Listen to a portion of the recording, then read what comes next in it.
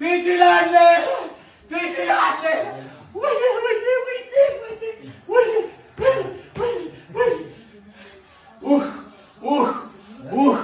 ዙቢ ምን ላድርግ?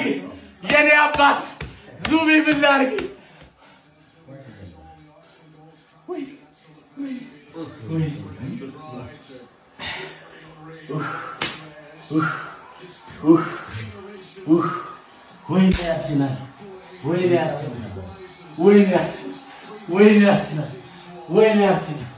ወይኔ ያስናል።